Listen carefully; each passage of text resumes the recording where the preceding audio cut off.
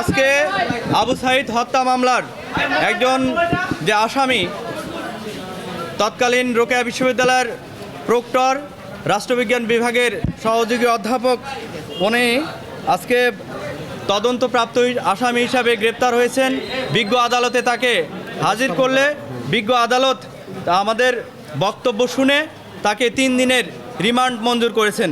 আপনারা জানেন যে এই আসামির বিরুদ্ধে গত 16/7/2024 তারিখে দুপুর অনুমান তৎকালীন যে রোকেয়া বিশ্ববিদ্যালয়ের যে সিসিটিভি ফুটেজ সেটার 2:17:57 রোকেয়া বিশ্ববিদ্যালয়ের যে সিসিটিভি সেটা অনুযায়ী যে বিশ্ববিদ্যালয়ের সাবেক উপাচার্য তার নির্দেশে তৎকালীন প্রক্টর যে ঘটনার সময় রোকেয়া বিশ্ববিদ্যালয়ের প্রক্টর হিসেবে কর্মরত ছিলেন রাষ্ট্রবিজ্ঞান বিভাগের সহযোগী অধ্যাপক মোহাম্মদ শরীফুল ইসলাম বেগম রোকেয়া বিশ্ববিদ্যালয় 1 নং গেটে এর ভিতর অবস্থান করে শহীদ আবু সাইদ সহ অন্যান্য ছাত্র সমন্বয়ক ছাত্র জনতার আন্দোলনকে দমানোর জন্য হত্যা, নিপীড়ন ও নির্যাতনের মাধ্যমে দমানোর জন্য পুলিশ, ছাত্রলীগ, যুবলীগ, আওয়ামী লীগ এবং রোকেয়া বিশ্ববিদ্যালয়ের শিক্ষক কর্মকর্তা কর্মচারীদের নির্দেশনা ও উস্কানি দিতে থাকেন।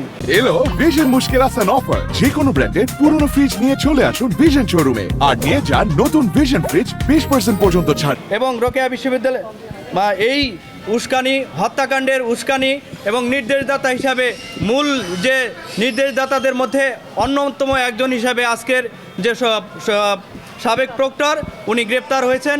আমরা বিজ্ঞ আদালতে তার 3 দিনের রিমান্ড আবেদন করলে বিজ্ঞ আদালত 5 দিনের রিমান্ড আবেদন করলে 3 দিনের রিমান্ড আবেদন মঞ্জুর করেন। আমরা আপনাদের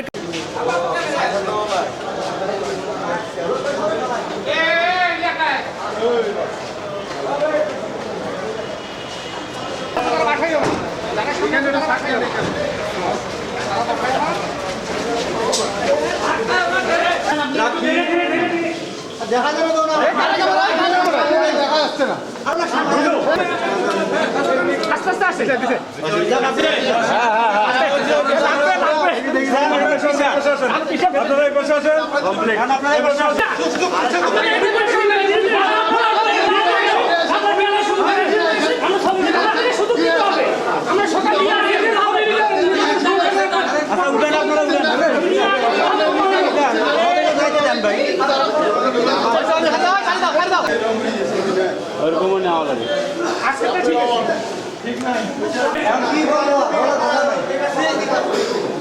আমি বললাম যে লঙ্গি আছে।